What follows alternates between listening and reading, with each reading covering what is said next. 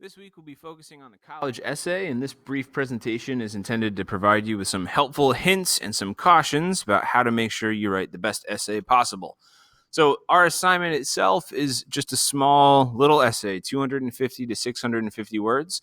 I'll be providing in the description of the assignment that common application prompts. If you are applying to a school that doesn't use the Common App, you're welcome to use a prompt of your own. My hope is that this assignment will be helpful to you, that you're already in the midst of writing these college essays, and that by the end of our brief time on this college essay, you'll walk out of here with a solid essay. So we'll be following a writing process. We'll be doing some brainstorming and drafting this week, and then next week we'll be revising and submitting a final copy of the essay. All right, so a couple things to consider. The main purpose of the college essay, you're sending colleges a lot of information. They're getting a resume, they're getting letters of rec, they're getting other ideas from you. This is the place where you get to kind of show who you are. Some of you will be sitting for college interviews, not all of you will be. And the college essay is that place where if you were able to sit down and have an interview, these are the things that you would talk about. So the biggest thing about this essay is that it has to be about you. You need to make yourself shine within your own story. And so that means you have to be willing to be confident about the things about yourself that you know are a good fit for the institutions you're applying to. The essay here that we'll be writing is intended to work in personal stories, to show a stylistic writing style, to be creative, to take some risks, to show, again, personality in the writing, so that a college application admissions officer can get a sense not only of what you've done, but of who you are. So a couple things that you should absolutely do. You should use personal detail. You should show personal detail rather than just saying, here's a description, here's the stuff that I did. Instead, show us how you felt in that moment. Show us what you were going through in that spot.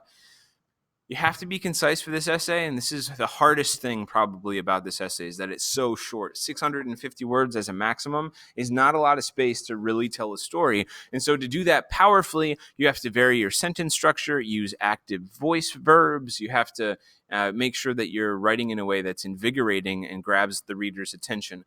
You know this already, but these admissions officers are reading hundreds and hundreds and hundreds of college essays, and they're reading essays from students who have done similar things that you've done. They also are members of this club and part of this sport and have these honoraries.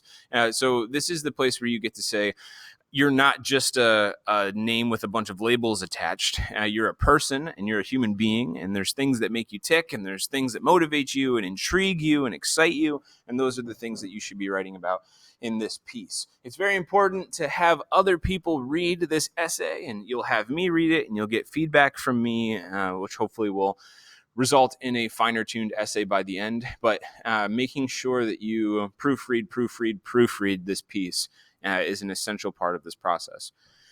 Here's a couple things you should avoid doing. Don't write in a chronological order. I did this, then I did this, then I did this. It can be a boring way to tell a story. You could think about a story that begins in the middle or begins with an exciting opportunity. And there's an old journalistic maxim that says, don't bury the lead, which means don't have the most exciting part of the story be in the middle or at the end. Lead with the thing that's most exciting. Grab our attention from the very beginning of the piece. Secondly, don't use a voice that's not your own voice. Don't use a bunch of big sounding words that you don't use, and so they sound awkward and clunky. Instead, write in the way that you would talk, but a little bit dressed up, right, in a way that shows, again, the style and the personality of your own voice. Thirdly, don't repeat what's listed on your resume. They're already seeing all those things, so the essay should not be the same information that's on your resume. The encouragement would be to find a single moment to tell a story, to say, here's something that happened to me that helped me understand something about the world. Here's an experience I had that changed my vision of the world. Here's some kind of story that helps to kind of explain me. Lastly, don't state a point of view without backing it up with details and examples. The fleshing this thing out is a key aspect of the paper. So make sure that you can couch it in such a way that we get details and we get examples and we get flourishes and we get to see, again, personality in the writing. All right.